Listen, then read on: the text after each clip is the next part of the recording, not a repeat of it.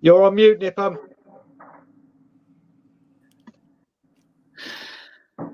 Okay. And we are live. Good evening, everyone. Or should I say good afternoon, good morning, good night, depending on where you're tuning in from. My name is Nipun Sharma of NS Sports TV.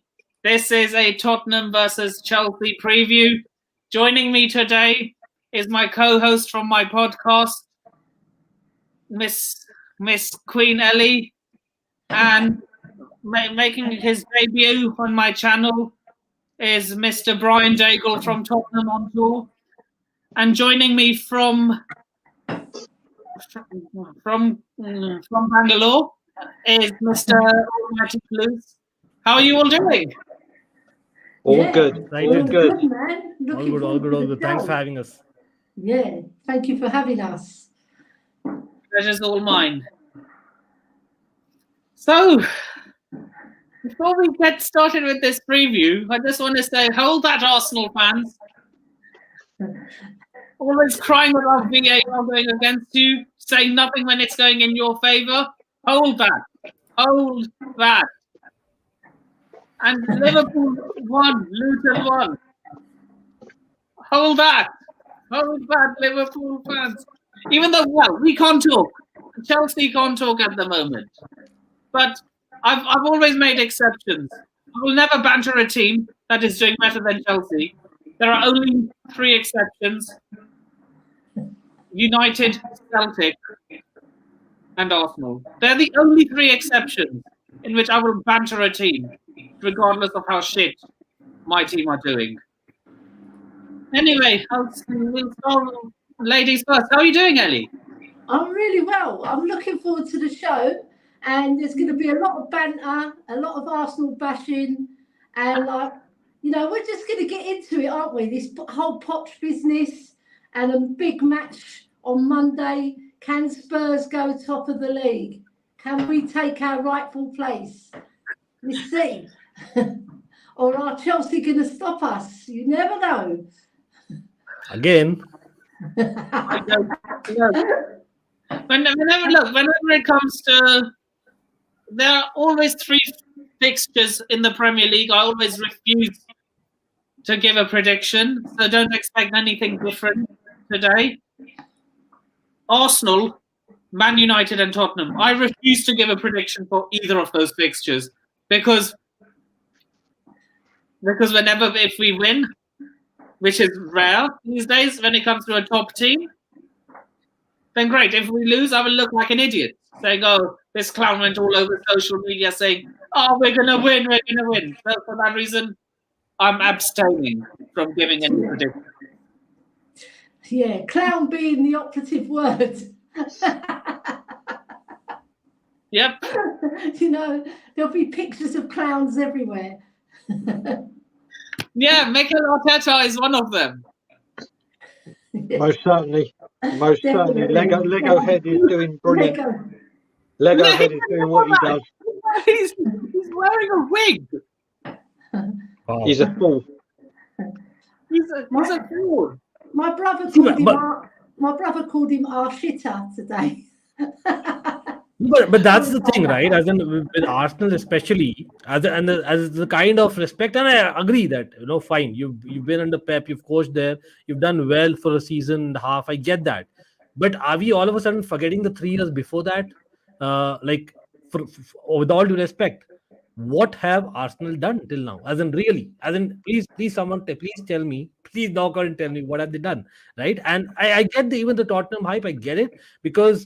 See, with Tottenham, it's different. Again, definitely we are here playing against each other. We are rivals, so to speak. But the fact is, Spurs have not been through this phase for a good while. Like up until 2016 happened, when again we remember it was Chelsea kind of stumbled, Tottenham for that title race. But I think up until that point, there was a good while that Spurs weren't in this position, and again for the last few years you weren't in this position. So now I get the hype because now it's different, right? But with Arsenal, they do it like time and again, and then they flatter to deceive, right? So I don't get it, to be honest. But again, coming back to us, no, Nipun is exactly right. You cannot complain elsewhere when you have issues in your own house, can you? Right? So we only look at the positives right now. And Nipun, I think it's probably a phase which probably we expected Tottenham to be in. Unfortunately, we are probably as bad as the Man United has been in quite a few years, and let's see how long it goes. Right? Look, Tottenham. I think Ellie and Brian can back me up on this. When Poch joined Tottenham from Southampton, he had a very similar season with them. He had a very similar start Yeah. until Harry Kane scored a deflected goal against Aston Villa. He was on the verge of losing his job. And then, listen, you've got so many young players. Once he's got them training and fit to his standards, you'll start doing a lot better. But there's too many players for him to pick from. You've got so many players, you just can't find the winning formation or the winning formula. Young players at the time. Son, he was only 22. Harry Kane. That's what I'm saying. That's what I'm saying. Well, listen, we had Bentaleb and Ryan Mason come through to change the team. That's what changed it. And Harry Kane. We have Conor Gallagher, and we have you got Gallagher. You got listen. I'll tell you now. Once Poch has got identified his actual squad that he wants, maybe got rid of some of the people he doesn't want, and actually gets the players he wants. And I stress he wants, not the Bowley or the club want. If Pochettino gets what he wants and gets them up to speed training wise, you will see a massive difference. I hope you don't. I hope you don't. I hope Ange falls off as soon as possible. I mean, not happening, mate. Not happening. Look, but with Poch, I think coming back to Poch because you're discussing that point, I feel that he had a call whether we needed to sign a striker. Pretty sure if Poch wanted a striker, Burley and co would have gone on and got a popular name. Pretty sure, as in the way that we have spent the money that we have. So I still believe that he believes that Nkunku is the guy. It's just that his bad luck that Nkunku got injured at the wrong time. So I believe Nkunku is that guy. Yeah, I agree that probably every player is not his, but I do also agree that it was his last, like, say, approval or whatever you may like, because pretty sure he's not going to win the season just with Nicholas Jackson and Broja, right, as strikers. So I think I said this before Nkunku got injured, and a lot of Woolwich fans. I'm saying Woolwich because that's where they're from. A lot of Woolwich fans came in my mentions and started calling me biased. But I said if Nkunku doesn't get injured, which unfortunately he did, he will have a better campaign than Martin Odegaard. Yeah. Where is Martin Odegaard? There's a bit of controversy over that. He was in Newcastle's pockets, Newcastle's back lines. He didn't even play. He wasn't playing. He wasn't even on the bench. And the big news is that he might have had a big row with Arteta because he's done it before with Aubameyang because he dropped him. Ellie, listen, for us, where was he? Don't care. What happens to him? Don't care. Just long may it continue. That's all that matters. Not even it's them doing. But I do envy you guys, man. And the kind of start that Postecoglou has given you all, man. I must say that it is definitely. You know what? It's in a strange way, not the football wise, but the context wise. Nipun, isn't it similar to the way Antonio Conte came in 2017? And I know, as in we got that run together. I remember those 11 games that we had, the crazy number of 11 games. I know that it's still Tottenham we're talking about, and we don't relate. I get that. I'm pretty sure our friends here must have been used to it that Tottenham win the league, right? But it is, if you actually think about it, this is among Chelsea and Tottenham fans alike. A lot of our fans, like in both fan bases alike, are forgetting one thing. Like I hear a lot of Chelsea fans saying, "Oh, we're losing easily." A lot of Tottenham supporters are saying, "Oh, we're going to win easily," and vice versa. Are people forgetting that this is a derby and form goes out the window, regardless of how shit a team is? Yeah. And almost like we are like the Arsenal and the Tottenham of the old, because if you remember, as in that's one reason why Tottenham in terms of football is always, like appreciated, because they played good football over the years. It's just, and that was the whole criticism when Conte was in Tottenham, right? Because you guys didn't play the football, maybe in the Mourinho as well, that beat the big games, they always kind of at least lived up to it. If you see even this season, Chelsea versus Liverpool, arguably we should have won the match. Chelsea versus Arsenal, arguably we should have won the match. I think, and that's what I think I remember from the late 90s to the 2000s, 2010s. Pretty much sure Tottenham fans will relate to it because in the big games, you did turn up. It's just that whether you have that thing to the steeliness to beat the mid-table teams and the bottom teams, etc. Right? And which Tottenham strangely are doing this time. Yeah, we're doing that. And also, I think it wasn't arguably you should have beaten Arsenal. You had about 80% of the game. Sure. Yeah. You should have beaten them. They were there for the taking and you let them back in. I'm convinced Aaron Ramsdale took polyjuice potion and got in our net. Yeah, true. No, but you had those games. If you watch Harry Potter, you know what I meant by polyjuice potion. Yeah. What do you think, Brian? What do you think of the game on Monday? Listen, I've said it on channels, I've said it on my Twitter, and I'll be saying it tonight on Tottenham on Tour. I think this is the first time in I can't remember how long where I reckon we're stronger in every department. If you look at it, is Vicario stronger than Sanchez? Let's not even try and debate that because that's night and day. I think our defensive unit is stronger than Chelsea's. I think our midfield three right now as a unit are in better form and stronger. And our attack, which is like our weakest at the moment, apart from Son, because we can't find the right combination, are being more productive. So as a unit, but that means nothing when it comes to this fixture. It means absolutely nothing. But I think this time going into this game, there isn't a weakness for Tottenham. The only weakness maybe is if Destiny Udogie or Doggy isn't fit because he's massive. He's absolutely massive. If he's there, I think we win quite convincingly. If he's not there, I think we get a hard-fought win. But it just goes to show how big this man has been, or boy, shall I say, young man, within 9 games of playing for Tottenham Hotspur. That's I don't want you going missing if you somehow lose. That's all I'm going to say. We ain't losing. We ain't losing. Do you know Udogie? He's the best presser of the ball that I've ever seen. He's fabulous at pressing. Liverpool score equalizer. Oh, what a shame. Okay, let him draw. Let him draw. I actually predicted 1-1. People were laughing at me. So yeah. God damn it. Well, hopefully it gets ruled out. I haven't seen it, obviously. Hopefully it gets ruled out for VAR or something. We have a goal update. Liverpool have scored. Yeah, Luis Diaz, right? Anyway. Yes. Fair play. Do you know what? You know what? Luis Diaz, with everything he's going through, fair play. Fair play to you. Yeah. He came off the bench. Pray for his family, by the way. Yeah. Yeah, but I think Kelly, you were saying about basically as in terms of the game, right?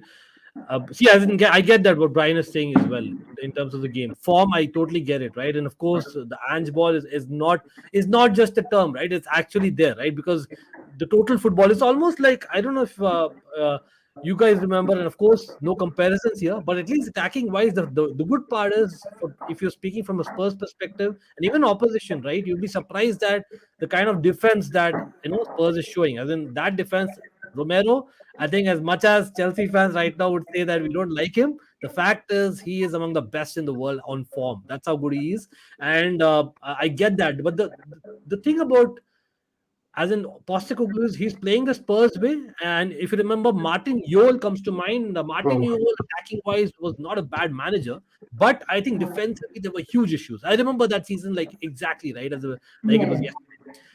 That's the thing that probably Postecoglou most resembles in the kind of football you're playing, but you have great defense and the steeliness in terms of the Aussie way, as they say, right? As in and just the personality of the players is kind of changing, almost like you have nothing to lose, and that's what. But that's the thing with Chelsea in this particular game. Despite Tottenham not being favorites for a good while in this fixture, you have to say this time, on paper and with form, Tottenham are favorites, and the fact that you're playing at home. So will that not favor Chelsea? Because the thing with Chelsea is the thing I said about Liverpool game, Arsenal game. Whenever teams come out at us and when they are expected to beat us, is when our performances have been better this season. And that's what, like the pressing you spoke about. Poch is the same. Chelsea pressing is something that probably, as in if you watch the football, it's not like we're playing bad football. Yes, we are one half FC, we are injury FC plus one half FC, but in that one half, we are really pressing well and we are kind of, winning the ball back. Our midfield with Caicedo, Enzo being there, hopefully. I think it's up for a battle because, in a strange way, despite Spurs being that for many years, this time we don't have much to lose because anyway, we are shit right now, at least, Nipman. So it might be a case where Tottenham might have to do something different. I don't know if you are expecting some surprises in the team or anything like that, or you feel no, as in things are going well. Why change when it not broke? The only change is if Destiny's fit or not, and it will be Emerson as opposed to Ben Davies. That will Yeah, be or maybe Richarlison for Johnson, but everything else will stay the same. yeah. I think maybe Johnson might even start. That's what I'm saying. That will be Yeah, the only difference. Everyone else, the midfield stays the same. Yeah, The rest and of the defense actually stays we were the same. linked to Johnson and Richarlison for a while. I remember that. Well, Johnson, if he comes off I'm kind of. Someone said to me about Richarlison starting and just wearing your defence down and doing what he does, yeah, and then the second half, like at Palace, you bring Johnson on and you won't be able to live with his pace. yeah, So there's options. For once, Tottenham Hotspur have options. yeah. Because Richarlison, he gets a lot of Richarlison, stick, doesn't he? He gets a lot of stick, but he does a lot of things to help the team. He's not the most perfect footballer. He doesn't score goals at the moment, but he scored goals in the past. I looked up his record: 46 in 135 and 20 in 44 for Brazil. So it's not that bad. It's just that at the moment, I think he's feeling the pressure. Only he has great first halves or good first halves, Yeah, and then he's pathetic in the second half. yeah, true. So that's where we got to give him just one half. Wear down Chelsea and then bring on the flying winger in Johnson. Yeah, Yeah, like we used to do with Timo Werner, I remember, and he had a very similar kind of a phase at Chelsea, at least in the league, right? He was criticized so much and trolled as much, but the thing he is, was he's better. someone Timo Werner was better suited for knockout competitions. exactly for cup competitions, right? And I feel the same about Richarlison. I feel Richarlison's got that, that cup winning mentality. He has that edge in him that probably you need more in cups than week in week out games. Probably in derbies, why not? Why not bring it on? But the difference between a Richarlison, say our time Diego Costa was. Diego Costa used to make it look like he's going to get a red card, but strangely enough, when he was playing for Chelsea, he didn't get a single red card, right? And that's the difference. Really? Yeah, that's a crazy stat to even, he got Wow. banned. No, I remember once when the Arsenal defender Gabriel is what he stamped on, but that was after the game. He Full didn't get a time single 1-1. Full time 1-1. Liverpool Luton. very We'll take good. that. We'll take that. Yeah, that is a good result for everybody at the top. Yeah, Jurgen Klopp will want it replayed for some reason. I wonder what his excuse will be now. We'll soon find out. The Luton Stadium is too small. Come on. Jurgen Klopp. What is going to say? That's Jurgen Klopp's version, but yeah. It's a Jurgen Klopp. romantic result for the Luton, though, I must say. Like, they probably the team which have promoted this time, I'm a little disappointed if I'm being honest. So if this results, kind of motivates them for better results, bring it on. Not against Chelsea though, but yeah, I'm just saying it certainly helps for the league, right? Because Yeah, the gap is being created again. But yeah, coming back to game, I don't know. As in, you guys are saying that there'll not be much changes as such. But again, the fact is because total football is something that almost Ange ball is, right? As in a strange way, right? So with that, the space is opening up, and if you look at it again, I'm hoping and praying, Nipun, that Mudrik is fit. And I know Mudrik is someone who's again a lot of trolls that he's taken, but off late, if you notice, yes, he was back from injury, but he's actually had some really impactful performances. So with the spaces in behind being created by Tottenham, I think it might, because of the fact that we are away and we don't have much to lose. And if you actually look at it defensively, while Tottenham are great, but Chelsea are not too bad either. So it's not like defensively. We have defensive moments where we kind of switch off, right? Especially set pieces. But otherwise, even defensively, we have been pretty solid if you look at it, considering our position. So for me, those spaces opening up, like I would have wondered for a derby game like this, probably you would want someone like a Højbjerg in between if I was Tottenham. But I get you. Why change when it's not broken? Because we might actually get an extra space, considering that I think Pape Sarr is someone who also likes to play with the ball. He's not like someone who just sits, right?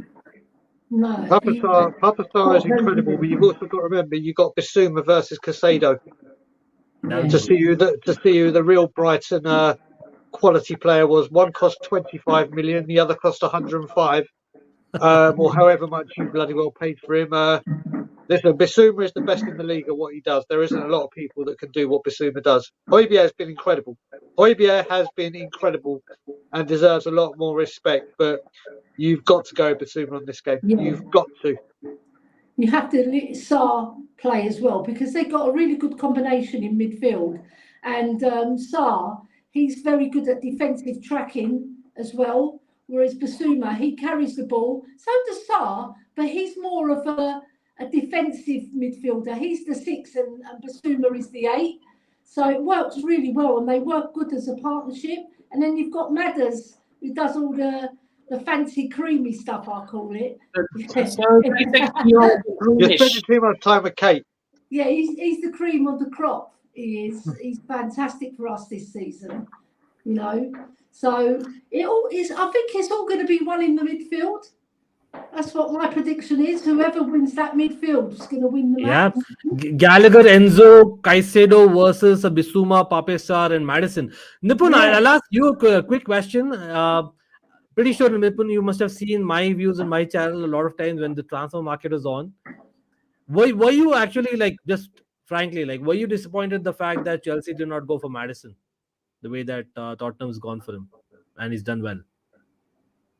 In Poch's system, especially, kind of, but I also get why we didn't. No, but do you agree with the 25 plus? I think it's a rubbish strategy. I love my club, don't get me wrong. Absolutely, to bits. But just having that policy of not having those 25 plus years signing in this so-called project, how many times has that maybe in the transfer committee's own head, we probably didn't need a James Maddison because we'd already signed a similar player in Christopher Nkunku. But are they similar? I think Christopher Nkunku is more of a second striker / someone who plays wide of the striker, right? I think he's more the Maddison role as well, though, Ankit. No, Madison is someone like for England, for instance, there have been a lot of times, even for Leicester, when they used to change system under Brendan Rodgers, even before, he has played the third midfielder role. Like, it's almost like the role that we thought that maybe once Nkunku got injured, for the first couple of games, if you remember, Enzo Fernandez was played in that role, but he's not made for the role. Enzo Fernandez is more like a Fabregas kind of a player, he's better off deep when he can, spray the balls over and he looks at the entire map, the picture, and is one of the best in the entire world. And even now I say it, right? Enzo Fernandez is that good. But for him to click, there has to be some link up, and that link up, in my opinion, especially when Nkunku is not there, as in think that again Carney is not there. I know we're having 8 players injured. Injury FC for that matter, but someone like an experienced player like Madison, right? That experience, probably you think that we might go for an experienced player in the January window in that position. I think we're going to go for someone like Victor Osimhen. Okay, directly a striker is what you're saying. But even after Nkunku comes back, is what you're saying, right? Yes. Okay. Interesting. You've got Cole Palmer, who's playing so well for you guys. And you know what? He was really angry at Jackson the other day because I watched him against Brentford, and he was going. They even highlighted it on Match of the Day, right? He's saying, "Go there," and Jackson wasn't moving. Correct, and Jackson is in the channels and whatnot. Mum, say hello to the YouTube. Hello, Auntie, how are you? Hello there. Come on, Chelsea, come on. Is what you You're want a to Chelsea make the form fan. say. But you know what, Palmer, you bring out that point because for me, that link up actually he could be that link up. It's a great way of putting it, Queen Ellie, because for me, Palmer has been playing wide, but I feel the best position for Palmer, if you really ask me, will be. I know he's a floater anyway. He kind of floats in, but Yeah, I know he's very young. But he reminds me very strangely of the 2011-12 Juan Mata, if you know what I mean. Juan Mata, he could play wide, but he was never a winger. He was always that guy in behind, and that's probably what took away the career that he probably deserved it. Because for me, when Mourinho used to play Mata, he used to not play that way, right? So, and that position doesn't exist in football too much. Only the kind of Chelsea and the Spurs, the formation, the 4-2-3-1 formation, very few clubs actually play. So, in yeah. that formation, I think Palmer kind of makes total sense because, again, someone who's coming from the Pep football strategy. Now, Poch, even you guys know it, the Spurs fans, Poch's system or his philosophy is kind of based on almost a Bielsa and a Pep. It's kind of, if you know what I mean. He does a lot of pressing. He does a lot of switch off play. He wants to use his fullbacks no matter what. He doesn't change the system, and that comes from very much. If you remember Bielsa, he was criticized a lot that even though he's kind of conceding goals, he doesn't change the system. Poch is exactly the same. Even we Chelsea fans, I know it's too early, but we at times get a little too impatient with that, right? Because he doesn't make the substitutions. But for me, that brand of football, Palmer is someone who connects the dots very well. But I don't see that. I don't know. Nipun, you see Palmer playing as a number 10? I really doubt. I only see him playing on the wing. Yeah. Although I want him to play as number 10, but I don't see it happening in Spurs at least. Mm. Yeah. You see him starting tomorrow. Oh yeah, for sure. Come on, Palmer's got to be the first name on the team sheet right now. I think, along with maybe, ironically, Gallagher, who's been like so good in my opinion. Yes, he's not as talented maybe, but for a derby like Spurs, I think considering that we got to, again get back to our form against Spurs, I think Gallagher would be the key, making those tackles in midfield and winning those balls. For me, Gallagher, Enzo, and I think Palmer. These are the first three names on the team sheet if I'm a Chelsea coach right now. Mm. Yeah, I agree. Yeah, and then again, defensively, it'll be interesting who we play though, because like it'll be tricky, because I think pretty sure you guys are playing Son up front, right? And not going to Without a make a doubt. change, Without right? a doubt, that ain't changing. Yeah, Son's first name on the team sheet, and Van der Correct. Ven, because Van der Ven has been awesome. He's been fantastic, and Yeah. his pace is incredible. He's done so many recoveries for us where we've been attacking, and then the attackers broke down, and then they'll hit us, right? So he's been our saviour in a lot of occasions. But so is Romero. Romero's been solid as well, and they work really well as a partnership. The only one that Spurs fans really worry about is Porro because he's new to the role. He's really a winger, but we're using him as a right wing back. Correct. Yeah, but he's pretty good, but he's not the finished article yet. Oh, come But on, they're Eddie. working with him. They're working with him. He's getting improved. better and better. That's I what think would he's our, say. I think he is our most improved player. Yeah, This that's is, what I'm he has saying. been. They're Listen, he working on made that a side. mistake. He made a mistake against Harry. Palace, if you want to say a Yeah. mistake, by misjudging the ball. He's And got- normally, when a player does that, they'll go down and they'll start feeling nervous, or their heads will drop, and then 2 minutes later or 3 minutes later, he's making a defending tackle that could have easily been overplayed and chopped down for a penalty. I think he has been magnificent, and then he makes one mistake, and obviously people are like, that's our weakness, that's our weakness, not realising that it's been. And I started this season hating him as a defender. I didn't want to see him in defence. I didn't want to see him anywhere near a defensive back line. But now I'm happy. I've So got a lot of defensively, he has improved, is what you're saying, right? dramatically, he has improved. Because that was about to be my question, because you said that there are no other changes that you see. So if, say again, there's a big if, I don't know if Modric is fit enough to start, right? If Modric is fit enough, I would start him, like given a choice. And I see the comment here up there that Palmer is a madder, don't know what you're on about. So that's my whole point. I would like to see Cole Palmer play as number 10, but I know, knowing Poch, he will not play as number 10. And that's what I'm saying, that if Poch sees Palmer as a winger, then we should have signed someone for the number 10 spot who is a little bit more experienced. We cannot rely on Carney Chukwemeka, who's injured himself. But anyway, coming back to the point, Brian, see, if Pedro Porro plays, I think that's going to be one of the battles to look for. Modric versus Pedro Porro, Pedro Porro. Rather, if Modric plays, right? Because for me, that is one of the ways, along with Udogi, both the sides, both the wings, because both the sides kind of lay a very strong emphasis on that. So whoever, I know the usual thing is whoever wins that midfield is the winner. But for me, the openings, the goals will come from the wings. Talk about Palmer, talk about basically Modric, right? Talk about basically your fullbacks, right? As in who've been splendid as well. Yep. And I think that will be the difference maker, because you need to get in behind, and both the sides are a pressing side. So something's got to give, right? So that's why the space in behind probably will be the one who'll probably nick that goal. And we are struggling to score goals. So it is very important. And open play, we don't score many. So it's very important for us to kind of say, for example, win a penalty. We are not going to score via crosses, etc. So for me, that's the thing. If Pedro Porro is kind of chasing Modric and it's not the other way around, that will be the difference maker. Yeah, but you've also got to look at it the other way. We've got Kulusevski, who does an incredible job coming back and helping. He does an incredible job. And we've got right now this season, what we've got to stop doing or start.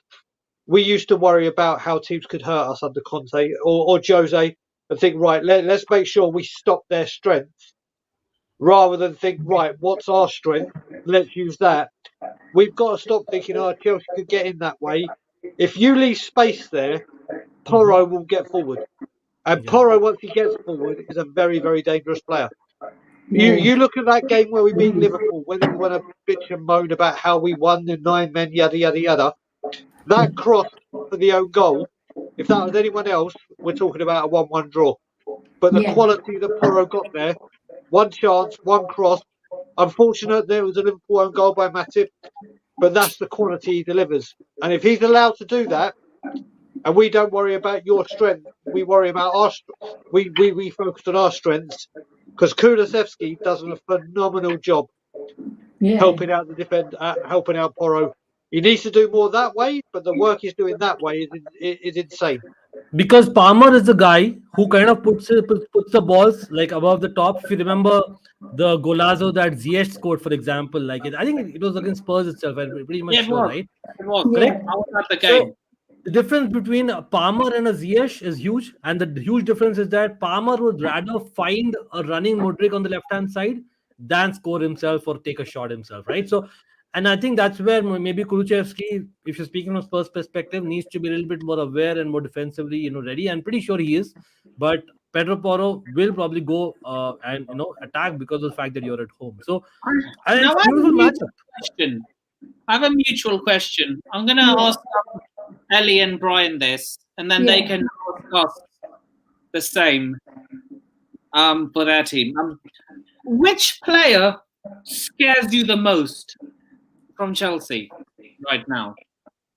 Like, if our defense, say Tottenham's defense, if they're not careful, they could punish them. Like, just one player who you're scared of. Well, for me, it's Cole Palmer, because he's class. I was watching him against Brentford, and he was doing so many good things. And your forward line, he was directing them. He was telling them where to go, and like Jackson wasn't listening. He wasn't paying attention. But the guy, he's got skills and he's got vision. So I'm scared of him, because he can unlock us. With one good pass, two good passes. He's a very intelligent player, and he's very good on the ball, very good at keeping the ball, very strong, powerful runner, and he's just got such good vision, so I'm really frightened of him. Well, for me, and considering that he always has something to do with this game, Raheem Sterling scares the crap out of me.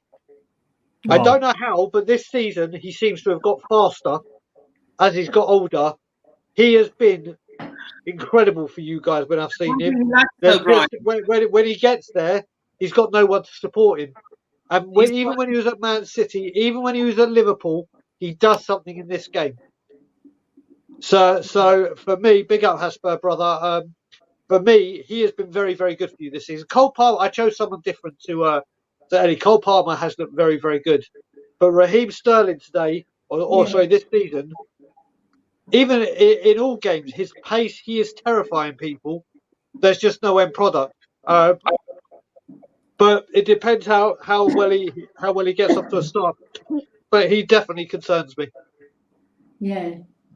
I think that's because of Jackson's movement. He's not a very clever striker yet, but they're going to work on him.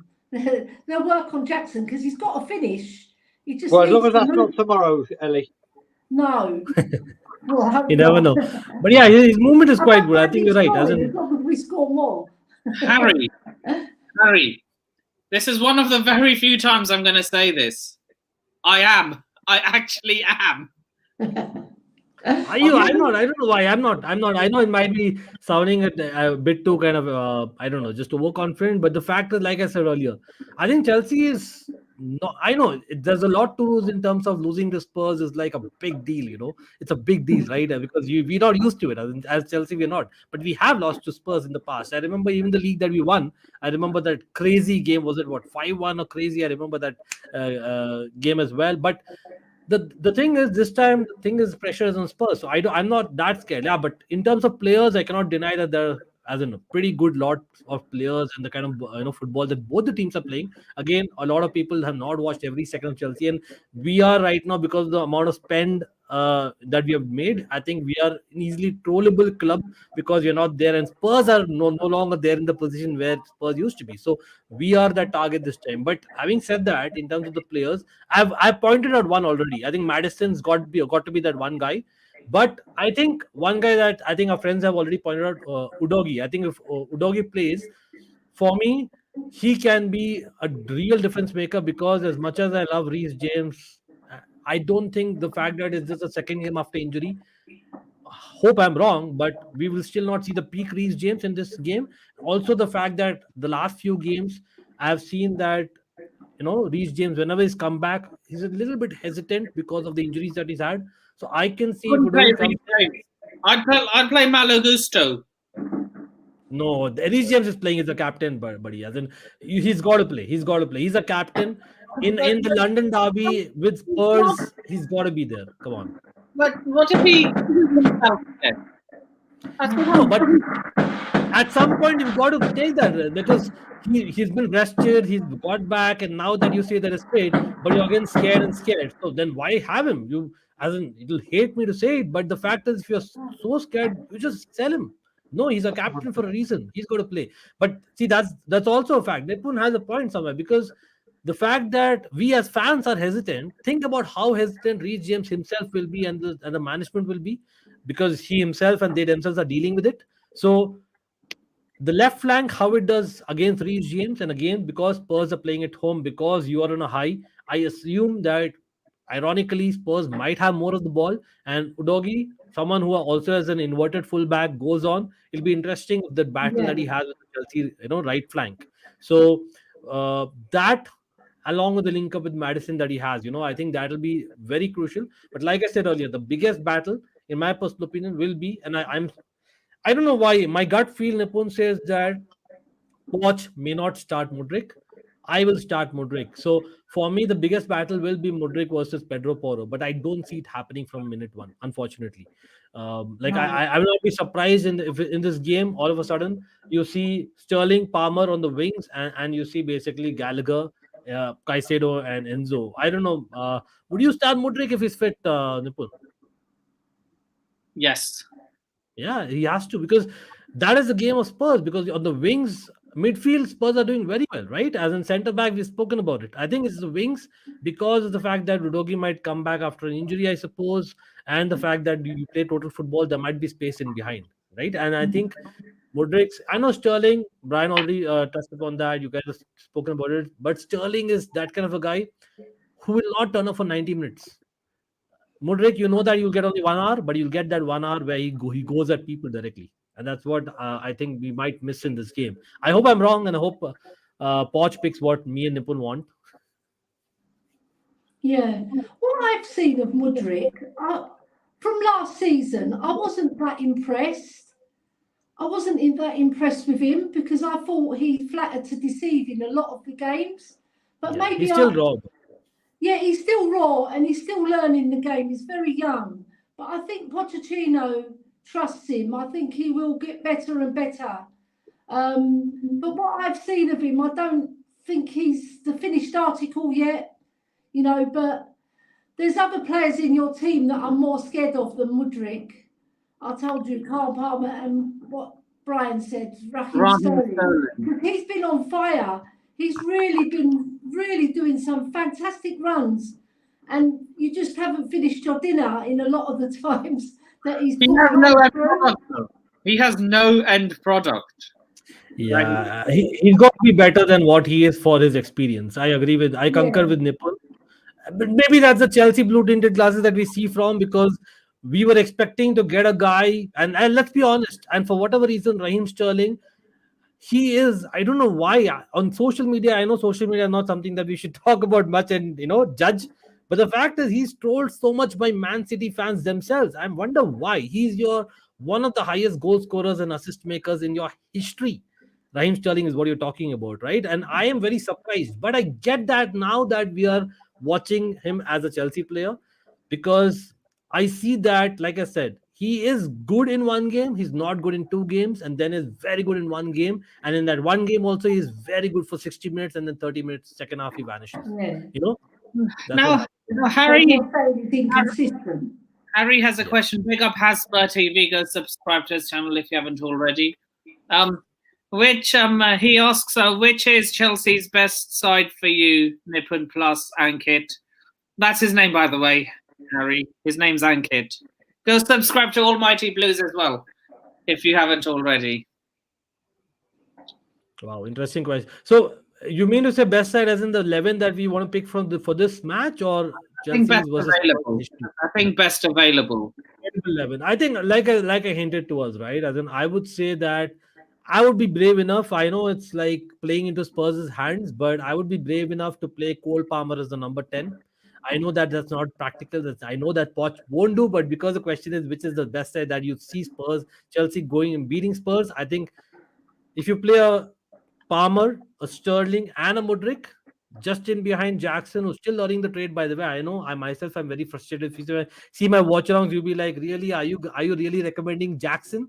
But for me, like I think Ellie said as well, he has made some good runs. It's just that his finishing is not up to the mark, and that's why we need three people behind him. We just two will be a bit of too much onus.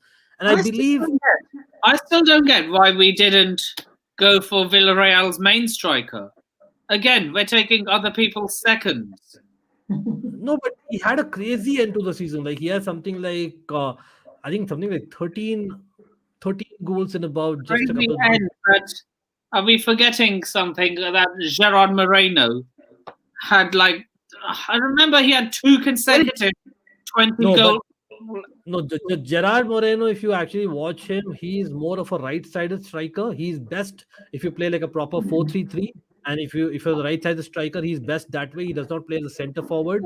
I know Nicholas Jackson also can argue more of a second striker. He plays from the left-hand side naturally. We could have had Moreno up front, Mudryk and Palmer. I agree, Nipun, but through the wing. But Poch, even now it's clear for me. We hardly play 4-3-3 even in gameplay. We go 4-2-3-1. He likes that extra man, be it basically join the attack or in midfield. He likes that dynamism. I think Spurs fans exactly know what I'm talking about. If you remember the days when I think we spoke about the game about 5-1, I remember that game Dele Alli had a very, very important role.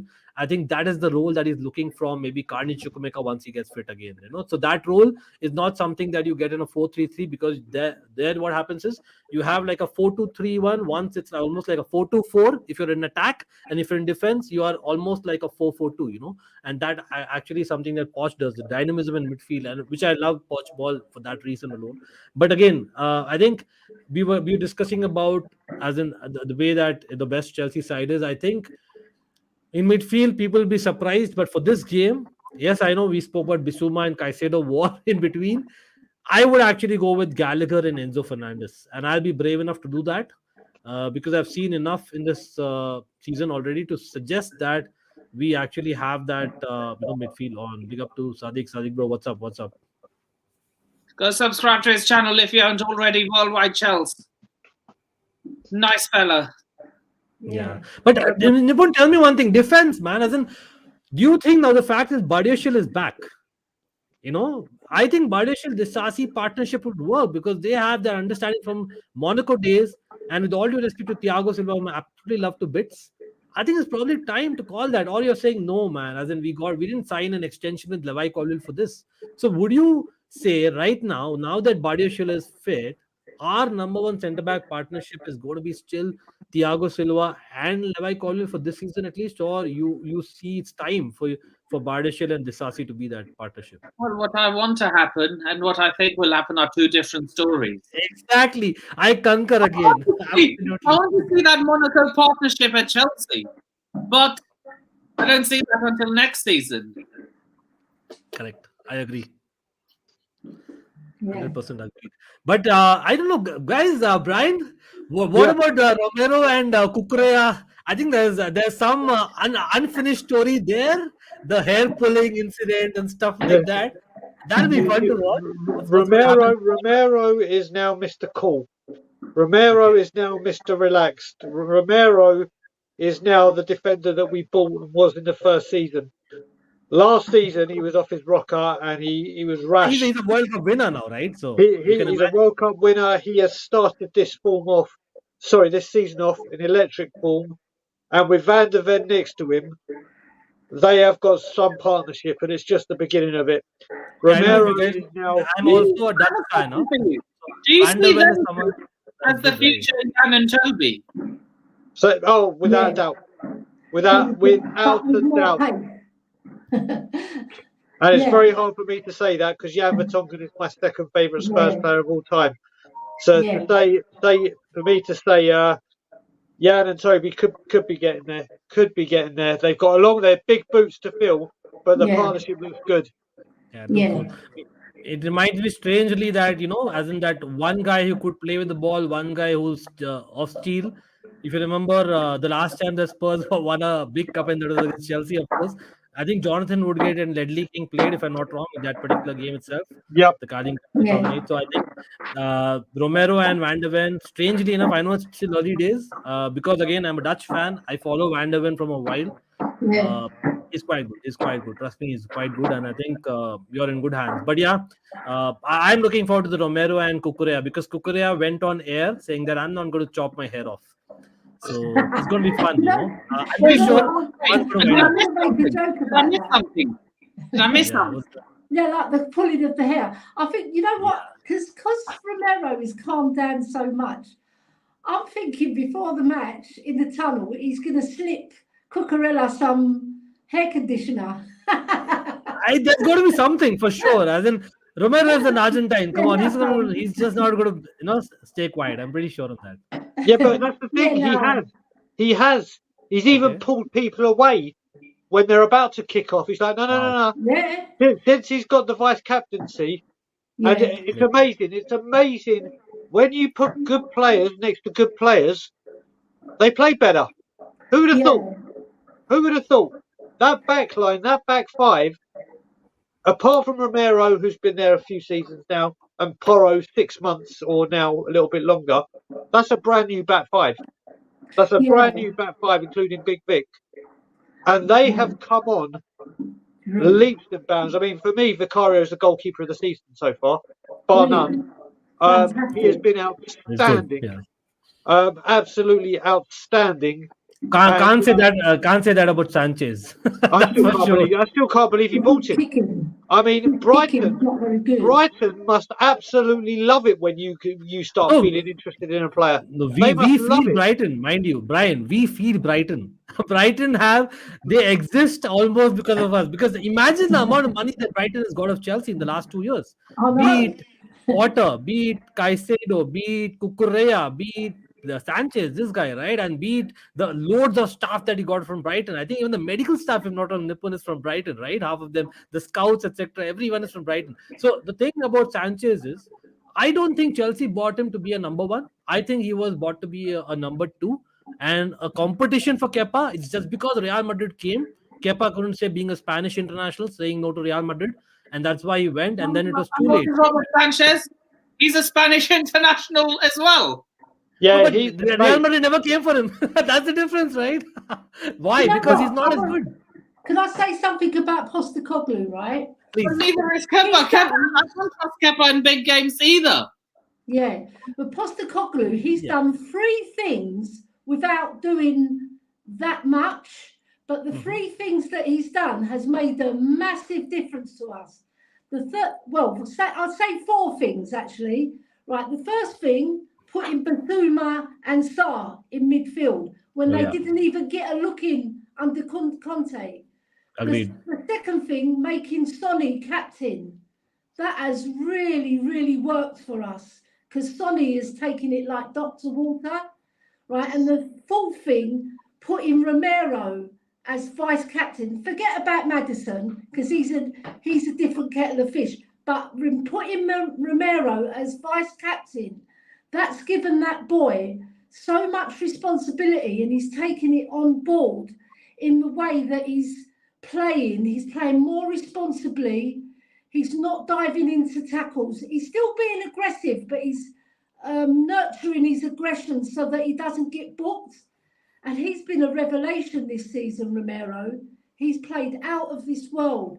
And he's gone a little bit more under the radar so much with other fans because of Van de Ven. Van de Ven's been getting all the plaudits by the media, but Romero, all the Spurs fans, they say how brilliant he's been since he's got the vice captaincy. And with the partnership with Van de Ven, it's worked so beautifully. And like Brian said, they are the future Jan and Toby. They've still got a little way to go to be there, but they'll get there because they've got the minerals to do it. They've got the skills, and I'm looking forward to that time when they're even better than they are now. Yeah, agreed, for sure.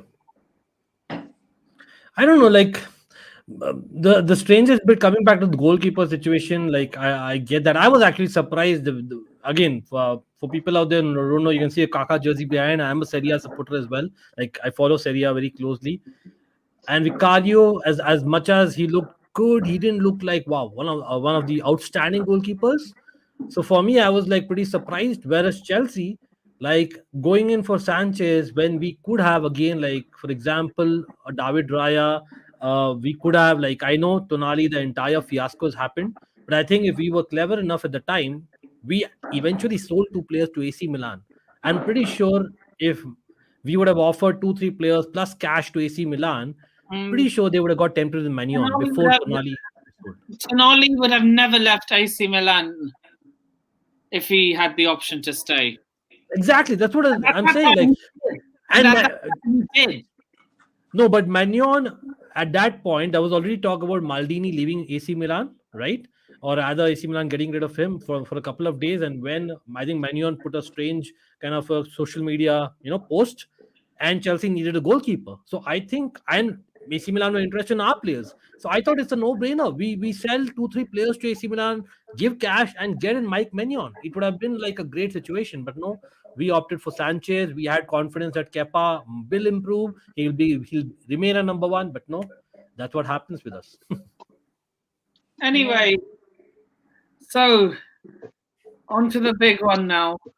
On to the lineups and then the score prediction. Yeah. So, who out of you and Brian, who did the honors to say the lineup? Who you'd want to go with?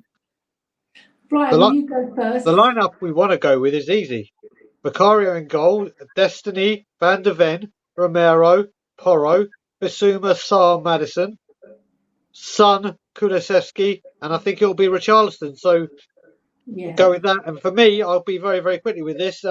Score predictions: if Destiny Udogie is fit, we win 3-1. If he isn't, we win 2-1. Okay, so I'm going to quickly go through the score prediction and then we all wrap up together. Yeah. Okay, so for Chelsea, what I think is going to happen is Sanchez in goal, a back two of Silva and Disasi, with Chilwell and Reese as the if Chilwell's injured, right? With Reese and Cuckoo as the fullbacks, a midfield of Conor Gallagher, Enzo Fernandez, and Caicedo, right? Caicedo, and a front three of Jackson, Sterling, and Palmer. Nice. I think the backline I can see. I don't know why. I see Colville being part of the 11. I don't know why for this derby. I can see that too. And maybe, yeah. And score prediction, I'm going. God. Ooh, you know what? I'm going to stick to what I said at the beginning of the stream. I can't. I'll abstain from giving a score prediction. Ankit. You know what? I really feel that like I said, I think against the bigger teams or other informed teams, we are playing better, which is very strange to hear even. But that's what happens. And I believe that our defense is somewhat underrated this season. It's a moments, and I think this match we should be able to keep a little bit more focus. I do fear knowing the young players that we have, they might get boiled over because of this whole derby environment, and I fear a red card coming. But I fear that for Spurs they might actually concede this time, and we might keep a rare clean sheet. I'm going for a 1-0 away victory, and I'll take that. But a guy sent off from Chelsea, ironically. Okay. So before we wrap up, Brian, where can people find you? They can find me on my home channel, which is Tottenham on Tour, with my partners Brian Ireland, Ben Kaufman, and a few others. We'll be on this evening, 9 p.m. Toronto time for the late show. Monday morning, Ben will do Cockerel Doodle Doo. But also, you can find me at the Mothership, the biggest of the big. You can find me very regularly on We Are Tottenham TV. Big up, Simeon and Ben. Big up We Are Tottenham TV. Ellie, where can people find you? Yeah, well, you can find me with Kate, the fantastic Kate. She's storming it on YouTube at Just a Girl Who Loves Spurs. And I'm a regular on the fan show with the Irish Hotspur, my first home. Love that man, Dave Harris, fantastic guy. Big up David. Yeah, big up David and Jack. And then you can find me on various streams. I go on Alan's stream, Time Added On, fantastic show. Talk and Ball with Colin and Jose. They're pretty new to it. Well, Colin isn't, but they're pretty new to it. And the Free Spurs Boys with Bobby Kay, fantastic. Bobby. Yeah, fantastic with Coop and the Kang, nighttime. He's just innovative, you know. He's got really good ideas, makes people laugh, puts fun into football. You know, the guy's a genius. He's a very comedic man, and I love him. And his two boys, they're lovely too. You know, so big up the Free Spurs Boys. And Ankit, where can people find you? First of all, big up to Nipun for having us. I think it was a long time due chat. I know Nipun, we've been trying to work out a time, but glad that Nipun said that okay, fine, he's in my time zone. I know Brian. Once I'm back in Toronto, we got to sync up as well. Pretty sure I will be there sometime next year. So we'll do that. But yeah, you can find me everyone on Almighty Blues. It's Almighty Blues FC, a fan channel for all to see. We try and cover content end to end, although I am a through and through Chelsea fan, but love the Premier League, love the Champions League, love the World Cups and all. So we try and cover as much content as possible. Everyone's welcome. If you want to join the panel as well, just ping me. You can ping me at Almighty Blues FC. That's on Twitter as well as on Instagram. And by the way, because of the cricket fever going on and because of the World Cup going on, I know England is not having a great year. But Can't stand cricket, mate. I can't stand cricket. My dad wow. loves it. I can't But stand it. it's the World Cup time, so I have I to couldn't care. definitely I give it a know. shout out. So I do have a second channel that's called Almighty Sports. There we do a little bit of neutral content in football, quizzes, as well as cricket. So people who are interested, definitely you can ping me on Almighty Sports as well. But again, big up to the panel and Nipun as well. Big up, big up. And you can find me on all those on all those socials ticking below. You can find me as a regular as a regular panelist on Worldwide Chels. Big up Sadiq, big up Worldwide Chels. Go subscribe and go and subscribe to his second channel, Sid TV, if you haven't already. Big up the chat. We have 2 as of right now live watching, which is fantastic. You can also find me as a You can also find me as an occasional caller on Football Carnage TV, which is Grizz Khan's channel. Yeah. Go subscribe to him if you haven't already. Nice guy, even though he supports Liverpool, but overall a really nice guy. So yeah, with that being said, I shall see you all in the next video. Laters. Levy out. Leave me out. The Chels, come on.